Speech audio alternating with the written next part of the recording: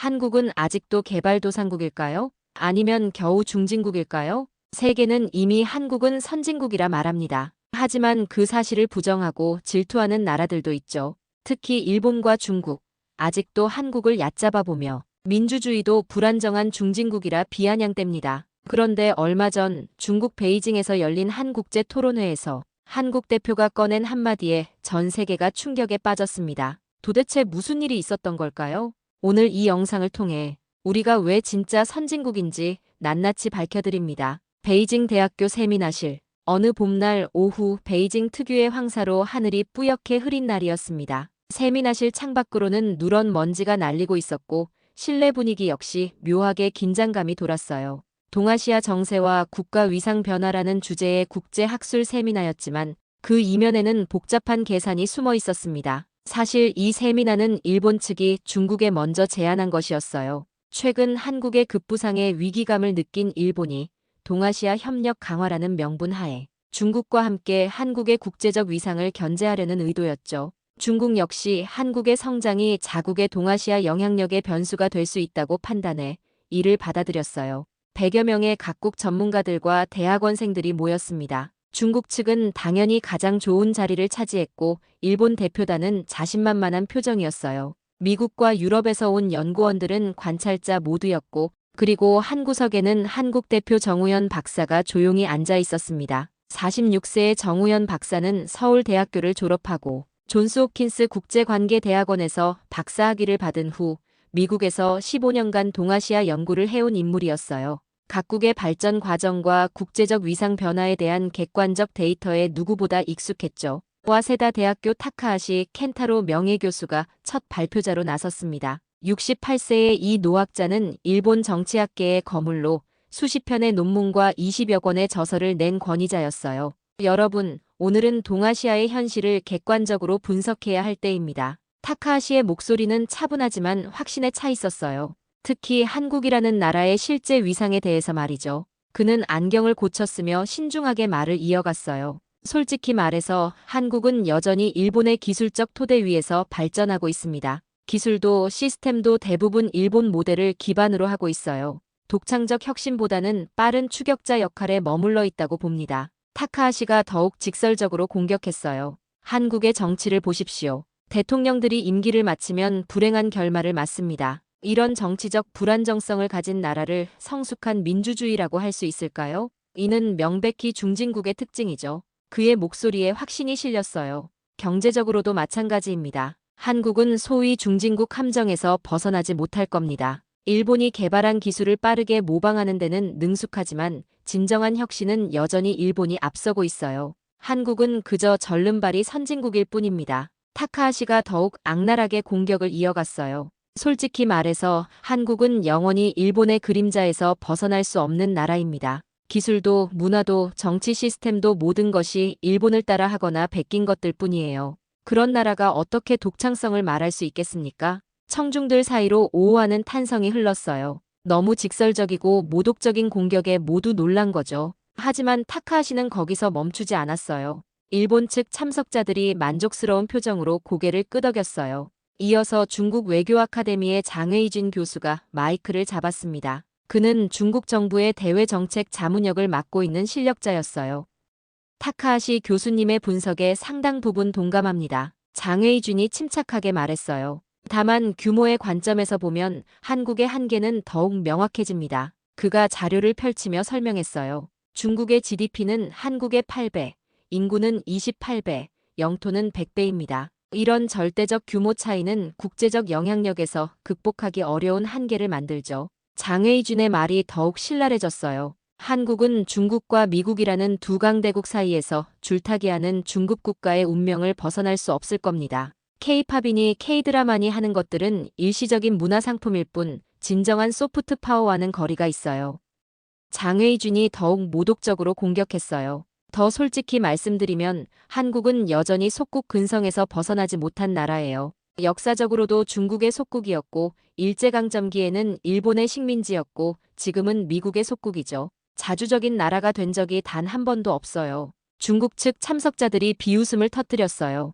일부 중국 학생들은 아예 박수까지 쳤어요. 한국인들은 착각하고 있어요. 장웨이준이 더욱 신랄하게 공격했어요.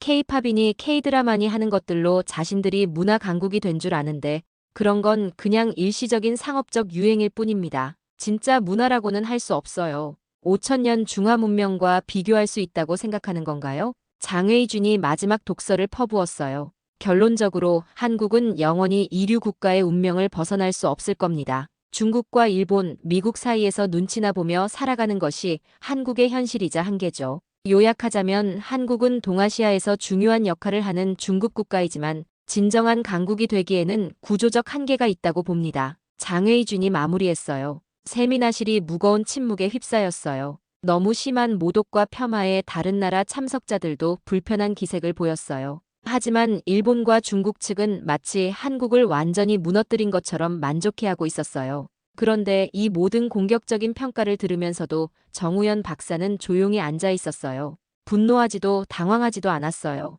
오히려 미묘한 미소가 입가에 머물러 있었죠. 마치 정말 그렇게 생각하시는군요. 그럼 이제 현실을 보여드리죠라고 속으로 말하는 것 같았어요. 그의 손에는 두툼한 자료 뭉치가 들려 있었어요. 15년간 미국에서 쌓은 국제적 경험과 검증된 데이터들이 가득 담긴 자료들이었죠. 사회자인 왕리화 교수가 어색한 미소를 지으며 말했어요. 그럼 이제 한국 측 의견을 들어보죠. 정우현 박사님. 정우현이 천천히 일어났습니다. 세미나실의 모든 시선이 그에게 집중됐어요. 일본과 중국 측은 이제 어떤 변명을 해볼까? 하는 표정이었고 다른 나라 참석자들은 과연 이 직접적인 도전에 어떻게 응답할까? 하며 궁금해했어요. 하지만 정우현의 첫마디는 모두의 예상을 벗어났어요. 먼저 타카하시 교수님과 장웨이준 교수님의 솔직하고 직접적인 평가 잘 들었습니다. 정우현의 목소리는 차분했지만 그 차분함 속에 뭔가 다른 것이 숨어 있었어요. 일본과 중국이 동아시아에서 차지하는 역사적 위상과 현재적 영향력에 대해서는 저도 깊이 인정하고 있습니다. 정우현이 잠시 멈춰서 자료를 정리했어요. 그 짧은 침묵 동안 세미나실의 긴장감이 극도로 높아졌어요. 다만 혹시 두 분께서 놓치고 계신 중요한 팩트들이 있는 것 같아서 몇 가지 보완 설명을 드리고 싶습니다. 타카하시가 의아한 표정으로 말했어요. 무슨 팩트 말입니까? 국제기구들의 공식적 평가부터 보시죠. 정우현이 차분하게 말했어요.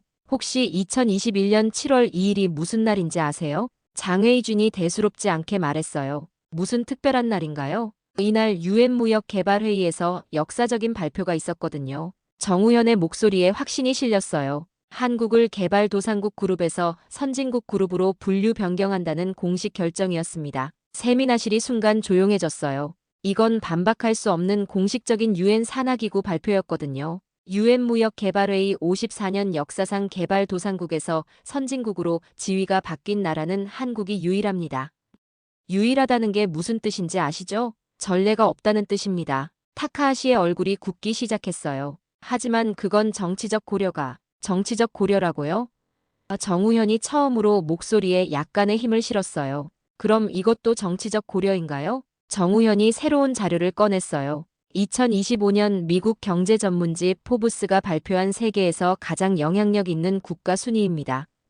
한국이 몇 위인지 혹시 아세요? 장웨이준이 여전히 자신만만하게 말했어요. 아무리 높아봐야 15위 정도 아닐까요? 6위입니다. 정우현의 말에 세미나실 전체가 정적에 휩싸였어요. 미국, 중국, 러시아, 독일, 영국 다음이 한국입니다. 타카하시와 장웨이준의 표정이 동시에 일그러졌어요. 참고로 일본은 8위, 프랑스는 7위였습니다. 정우현이 덧붙였어요. 리더십, 경제적 영향력, 정치적 영향력, 국제 동맹, 군사력을 종합평가한 결과예요. 정우현이 또 다른 자료를 꺼냈어요. 그리고 미국 시사주간지 US 뉴스 애널드 리포트가 발표한 국가 권력 순위에서도 한국이 6위를 차지했습니다. 군사력, 경제력, 외교력, 국제 동맹, 수출력을 평가한 결과죠. 여기서도 일본은 8위였어요. 미국 연구원들이 감탄하며 속삭였어요. 두 개의 권위 있는 미국 기관에서 모두 같은 결과가 나왔네요. 정우현이 확신에 찬 목소리로 말했어요.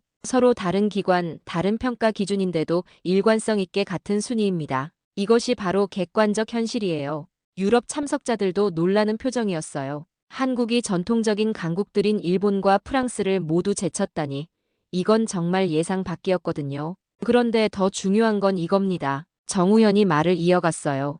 혹시 두 분께서는 한국이 어디서 시작했는지 기억하시나요? 정우현이 옛날 흑백 사진들을 스크린에 띄웠어요. 1945년 해방 당시 한국의 모습입니다. 일제강점기 36년 동안 정말 모든 것을 수탈당했어요. 사진 속에는 아무것도 남지 않은 황량한 들판과 폐허가 된 도시들이 보였어요. 세미나실이 숙연해졌어요. 쌀은 모두 일본으로 가져갔고 젊은이들은 강제징용으로 끌려갔으며 심지어 우리 이름까지 빼앗겼습니다. 정우현의 목소리에 분노가 묻어났어요. 그런데 더 끔찍한 일이 기다리고 있었어요. 다음 사진들은 더욱 참혹했어요. 6.25 전쟁 후의 서울 시내였죠. 1950년 6.25 전쟁이 터졌습니다. 3년간의 전쟁으로 나라 전체가 완전히 폐허가 됐어요. 정우현이 전쟁 직후 사진들을 하나씩 보여줬어요. 이게 서울 시내입니다. 말 그대로 아무것도 남지 않았어요. 청중들이 사진들을 진지하게 바라봤어요. 그 참혹함에 모두 할 말을 잃었어요. 1960년 한국의 1인당 국내 총생산이 얼마였는지 아세요? 정우현이 또박또박 말했어요. 197달러였습니다. 전 세계 최빈국 중 하나였죠. 아프리카의 가나나 코트디부아르보다도 못했어요. 정우현의 목소리에 깊은 감정이 실렸어요. 하지만 여기서 중요한 점을 놓치시면 안 됩니다. 한국 민족은 역사적으로 가난한 민족이 아니었어요. 고구려, 백제, 신라 삼국시대부터 조선 왕조에 이르기까지 우리는 찬란한 문명을 꽃피웠던 민족입니다. 한때 우리나라는 미군 부대에서 나눠주는 잉여 농산물로 연명했던 적도 있습니다.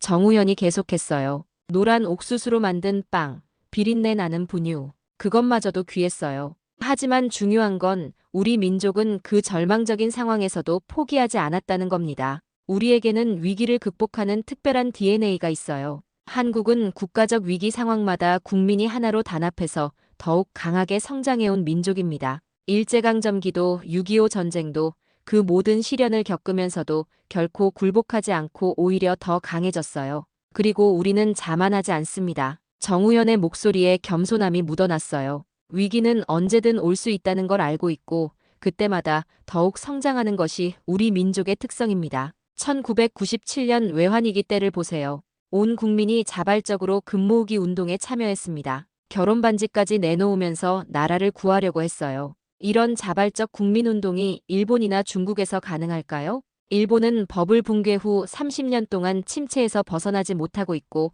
중국은 정부주의 정책에는 강하지만 이런 자발적 국민 단합은 보기 어렵죠. 이것이 바로 한국이 계속 발전할 수 있는 원동력이에요.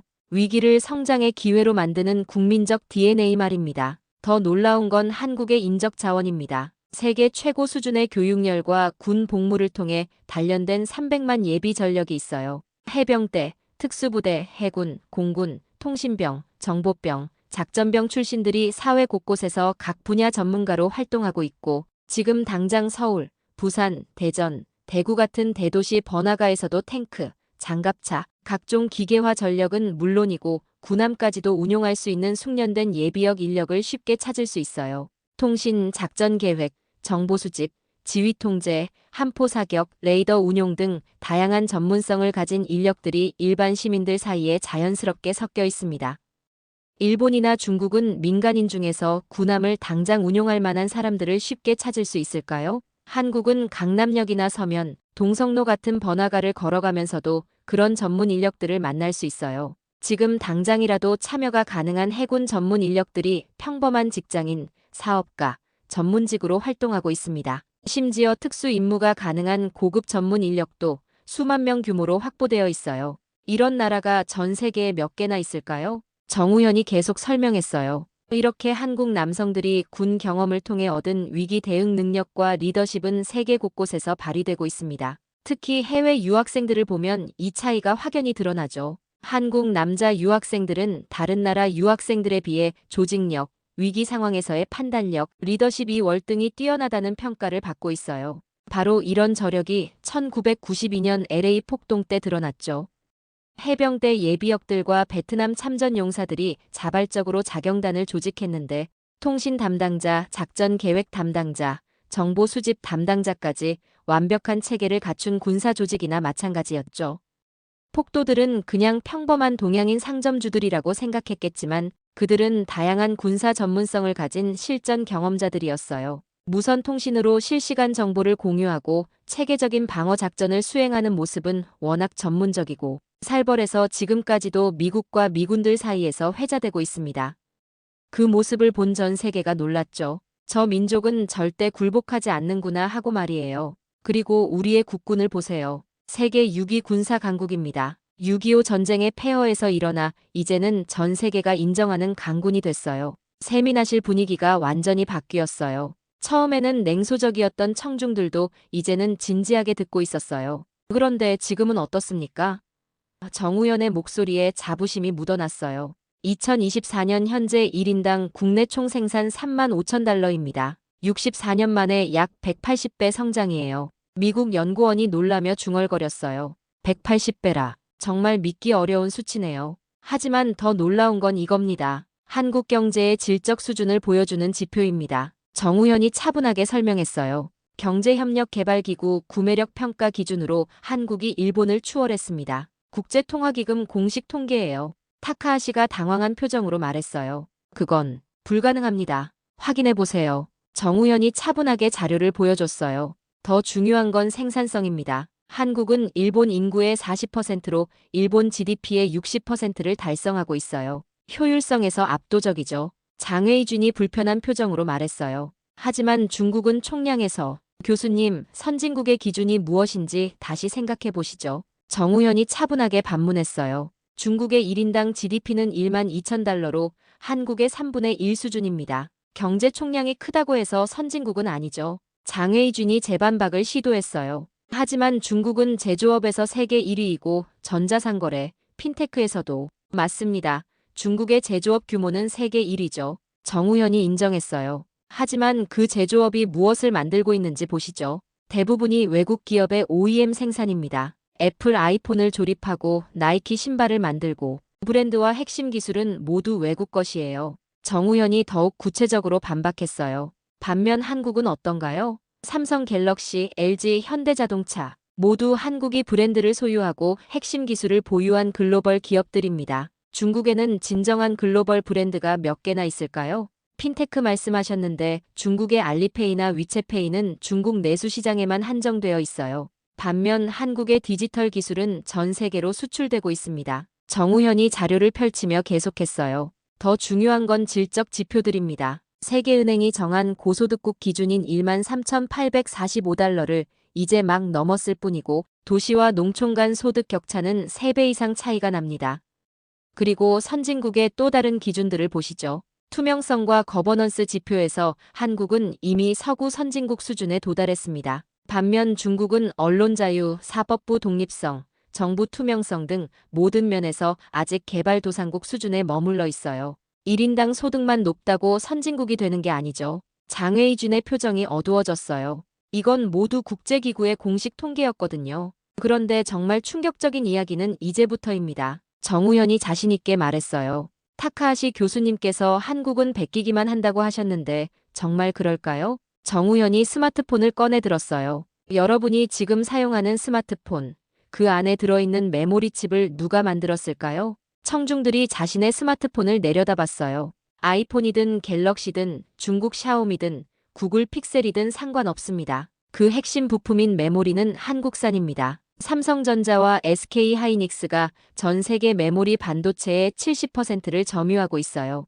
타카하시가 못마땅한 표정으로 끼어들었어요. 하지만 그런 기술의 기초는 일본이 맞습니다. 정우현이 솔직하게 인정했어요. 초기에는 일본 기술을 배웠죠. 하지만 이제는 상황이 완전히 바뀌었어요. 특히 인공지능의 핵심인 HBM 메모리는 어떨까요? 전 세계 점유율 95%가 한국 제품입니다. 삼성전자와 SK하이닉스가 거의 독점하고 있죠. 미국 연구원들이 놀라며 웅성거렸어요. 챗GPT 아시죠? 클로드, 제미니 같은 인공지능들도 아시고요. 이런 인공지능들이 돌아가는 GPU 칩에 들어가는 핵심 메모리를 한국이 공급하고 있습니다. 엔비디아, AMD, 인텔 이 모든 회사들이 한국산 메모리 없이는 인공지능 칩을 만들 수 없어요. 세계 인공지능 혁명의 뒤에 한국 기술이 있는 겁니다. 장웨이준이 불편한 표정으로 말했어요. 하지만 그건 단순한 부품일 뿐이고 더 충격적인 건 이겁니다. 삼성전자 시가총액이 3,200억 달러인데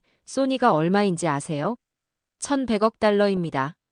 타카하시의 입이 떡 벌어졌어요. 소니는 일본 경제 부흥의 상징이었거든요. 1960년대 일본이 세계를 놀라게 했던 그 소니 워크맨으로 전 세계 젊은이들을 열광시켰던 그 소니. 메이드 인 재팬의 자부심이었던 그 소니가 소니, 파나소닉, 히타치, 도시바, 샤프. 일본 전자 5대 기업을 합쳐도 삼성 하나보다 작습니다. 정우현이 일격을 가했어요. 20년 넘게 이런 상황이 계속되고 있고요. 한때 일본 기적의 상징이었던 그 기업들이 이제는 타카하시가 당황한 표정을 지었어요. 세계 조선업 40% 점유, 특히 LNG 운반선은 70% 독점입니다. 정우현이 간결하게 말했어요. 영하 163도 액화천연 가스를 운반하는 초고난도 기술 선박이죠. 방산 수출도 2023년 172억 달러로 세계 8위까지 올랐습니다. 정우현이 계속했어요. 폴란드의 K2 전차 1000대, KF-21 전투기 수출.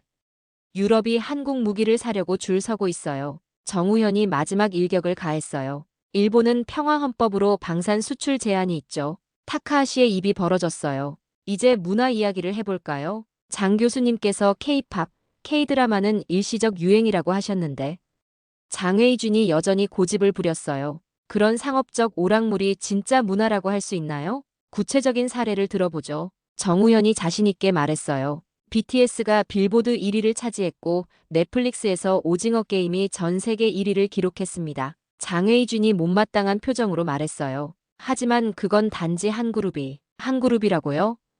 정우현이 반박했어요. 블랙핑크, 뉴진스, 아이브 등 이제 한국 아이돌 그룹들이 전 세계 음악 차트를 석권하고 있어요.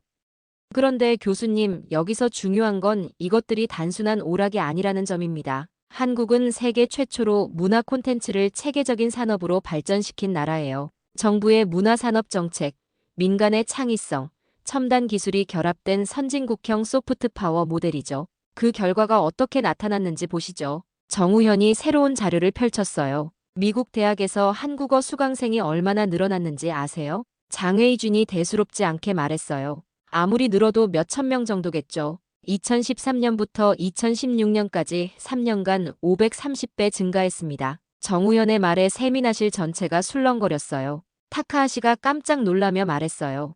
530배라고요? 그게 말이 됩니까? 미국 현대언어협회 공식 통계입니다. 정우현이 자료를 보여줬어요. 같은 기간 일본어와 중국어는 80배 증가했는데 한국어는 530배 이상 급증했어요. 외국어 중 압도적 1위 성장률이었죠. 더 놀라운 건 세계 최대 언어학습 앱 듀오링고에서 한국어가 영어권 사용자 사이에서 4위 언어가 됐습니다. 정우현이 계속했어요. 스페인어, 프랑스어, 일본어 다음이죠. 1770만 명이 배우고 있고 2년 만에 95% 급증했어요. 장혜이준이 당황하며 말했어요. 하지만 중국어 학습자가 더 많을 텐데. 인구 대비로 보세요. 정우현이 반박했어요. 중국 14억 대 한국 5천만.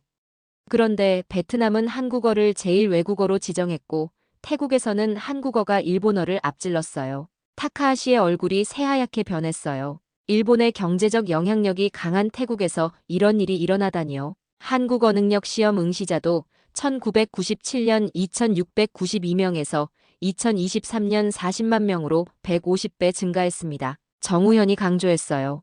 이게 일시적 유행인가요? 하지만 진짜 중요한 건 이겁니다. 정우현이 새로운 관점을 제시했어요. 사람들이 한국어를 배우는 이유가 단순히 K-팝 때문만이 아니라는 점이에요. 한국의 선진 시스템과 가치를 배우고 싶어서입니다. 전자정부 발전지수에서 한국이 세계 1위를 차지했는데 에스토니아와 싱가포르가 한국의 전자정부 시스템을 벤치마킹하고 있어요. 송도 스마트시티 모델은 중동과 동남아시아 여러 나라에서 도입하고 있고요. 교육 분야에서도 한국 학생들이 국제학력평가에서 세계 최상위권을 기록하면서 핀란드와 싱가포르 같은 교육 선진국들도 한국의 수학, 과학 교육법을 연구하고 있습니다. 한국 교육 전문가들이 해외로 자문을 나가는 경우도 늘고 있어요. K방역이 80여 개국의 표준 모델이 된 것도 마찬가지입니다. 투명한 정보 공개, 시민의 자발적 참여, 첨단 기술 활용이 결합된 민주적 방역 모델이죠. 이것이 바로 선진국다운 위기 대응 능력입니다. 심지어 한국이 창조한 완전히 새로운 문화 형태들도 있어요. 웹툰을 보세요. 한국이 만든 디지털 만화 형태인데 이제 전 세계 표준이 되었습니다. 네이버 웹툰이 전 세계에서 서비스되고 있고 미국, 일본, 유럽까지 웹툰 형태를 따라 하고 있어요. e스포츠는 어떤가요? 정우현이 계속했어요. 한국이 종주국입니다. 리그 오브 레전드, 스타크래프트로 시작된 e스포츠 문화가 이제 올림픽 정식 종목으로 검토되고 있어요. 전 세계 젊은이들이 한국 프로게이머들을 우상으로 여기고 있습니다. 이것이 바로 21세기 선진국의 소프트 파워입니다. 문화 콘텐츠, 언어, 기술, 시스템, 가치가 통합된 종합적 영향력이죠. 5천년 역사만 내세우는 것과는 차원이 다른 미래지향적 문화 리더십입니다. 타카하시가 마지막 카드를 꺼내들었어요. 이미 경제와 기술, 문화에서 완패했지만 정치만큼은 자신이 있었거든요. 하지만 박사님, 정치적 안정성은 어떻게 설명하시겠어요? 타카하시의 목소리에 다급함이 묻어났어요. 한국은 정권이 자주 바뀌고 정치적 혼란이 잦습니다. 일본처럼 안정적인 장기 집권이 아니라 말이죠. 우리 자민당은 70년 넘게 일본을 이끌어왔습니다. 아, 그 이야기 정말 기다리고 있었습니다. 정우현이 미소를 지었어요. 교수님, 그게 바로 진짜 민주주의의 모습입니다. 타카하시가 의아한 표정을 지었어요. 진짜 민주주의라고요? 국민이 원하면 정권이 바뀝니다. 정우현의 목소리에 확신이 담겼어요. 아무리 강력한 권력자라도 국민 앞에서는 한 명의 시민일 뿐이에요. 이게 바로 민주주의의 핵심이죠. 권력이 국민으로부터 나온다는 뜻입니다. 정우현이 구체적 사례를 들었어요. 한국에서는 국민이 원하면 대통령도 국회의원도 모든 권력자도 바뀔 수 있어요. 평화롭고 질서정연한 선거를 통해서 말이죠. 세미나실이 숙연해졌어요. 반면 일본은 어떤가요? 정우현이 조심스럽게 말했어요. 자민당이 1955년부터 거의 70년간 집권하고 있습니다. 물론 안정적이긴 하지만 진정한 정권 교체의 경험이 부족하죠. 이게 과연 역동적인 민주주의일까요? 타카하시가 작은 목소리로 말했어요. 하지만 그런 잦은 정권 교체가 경제에 미치는 악영향이라고요? 정우현이 반문했어요. 오히려 한국 경제는 민주적 정권 교체를 통해 더욱 역동적으로 발전했습니다. 이게 바로 한국 민주주의의 저력입니다. 권력의 견제와 균형, 그리고 국민 의사의 존중이 만들어낸 결과죠. 이제 정말 결정적인 증거들을 보여드릴게요. 정우현이 새로운 자료 뭉치를 꺼냈어요. 혹시나 해서 말씀드리는데 이 모든 수치들은 제가 만든 게 아니라 국제기구나 권위 있는 연구기관들이 발표한 공식 자료들입니다. 한국은 주요 20개국 모임 창립 멤버입니다. 세계 20대 경제 강국 중 하나라는 뜻이죠. 그리고 올해 유엔 안전보장이사회 비상임이사국으로 활동하면서 국제 정치에서도 핵심 역할을 하고 있어요. 더 중요한 건 이겁니다. 정우현이 계속했어요. 2010년 경제협력개발기구 개발원조위원회에 가입했어요. 원조를 받던 나라에서 원조를 주는 나라로 바뀐 거죠. 경제협력개발기구 역사상 유일한 사례입니다. 장웨이준이 불편한 표정을 지었어요. 중국도 아직 경제협력개발기구 개발원조위원회에 가입하지 못했거든요. 우주기술도 보시죠. 누리호 발사 성공으로 한국은 세계 7번째 우주발사체 보유국이 됐어요. 달 탐사선 다누리도 성공했고요. 글로벌 혁신지수 10위, 국가 경쟁력 24위, 디지털 경쟁력 8위. 모든 지표에서 일본을 앞서고 있습니다. 타카하시와 장헤이준의 표정이 굳어졌어요. 숫자는 거짓말하지 않았거든요. 혹시 선진국의 기준이 바뀌어야 하는 건 아닐까요?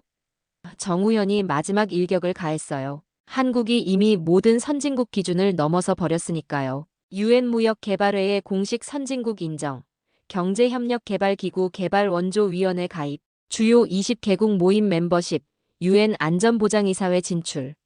이 모든 걸 다 갖춘 나라가 또 있을까요? 그런데 정말 놀라운 건 이겁니다. 정우현의 목소리에 깊은 감동이 실렸어요. 한국이 이 모든 성과를 이룬 기간이 고작 64년이라는 겁니다. 1960년 세계 최빈국에서 2024년 세계 6위 강국까지. 이건 인류 역사상 유례없는 기적입니다. 정우현이 마지막 자료를 정리하며 말했어요. 여러분, 제가 지금까지 말씀드린 모든 내용들이 증명하는 건 단 하나입니다. 세미나실의 모든 이들이 숨을 죽이고 정우현을 바라봤어요. 한국은 더 이상 중진국이 아닙니다. 정우현의 목소리에 확신과 자부심이 가득했어요. 유엔이 공식 인정한 선진국이고 전 세계가 배우려고 하는 나라입니다. 우리는 일제강점기의 수탈과 6.25 전쟁의 폐허에서 일어나 64년 만에 세계 강국이 됐습니다. 이제는 전 세계가 부러워하는 선진국이 된 겁니다. 정우현의 목소리에 감격이 묻어났어요. 이제 전 세계 젊은이들이 한국어를 배우고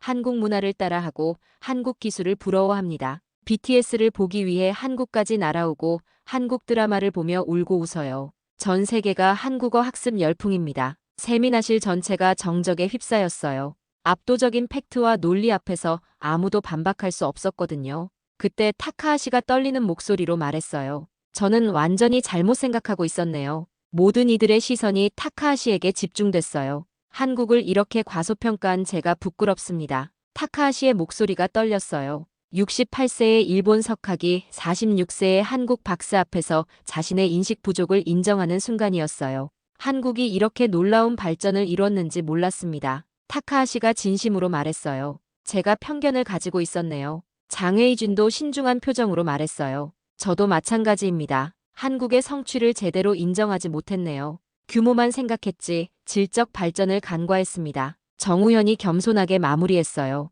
두 교수님, 한국이 여기까지 올 수 있었던 건 혼자 힘만으론 불가능했습니다. 과거 일본의 기술 이전과 미국의 원조, 중국의 거대한 시장이 있었기에 가능했던 거죠. 이제 우리가 다른 개발도상국들에게 그런 도움을 줄 차례라고 생각합니다. 타카하시가 진지한 표정으로 고개를 끄덕였어요. 그런 마음가짐이야말로 진짜 선진국의 모습이네요. 장혜이준도 동의했어요. 동아시아 3국이 서로 견제하기보다는 협력할 때 더 큰 시너지를 낼 수 있을 것 같습니다. 세미나실에서 우레와 같은 박수가 터져나왔어요. 처음에는 한국을 의심의 눈초리로 바라봤던 사람들도 이제는 진심으로 박수를 보내고 있었어요. 미국 연구원 중 한 명이 감탄하며 말했어요. 정말 놀라운 성과네요.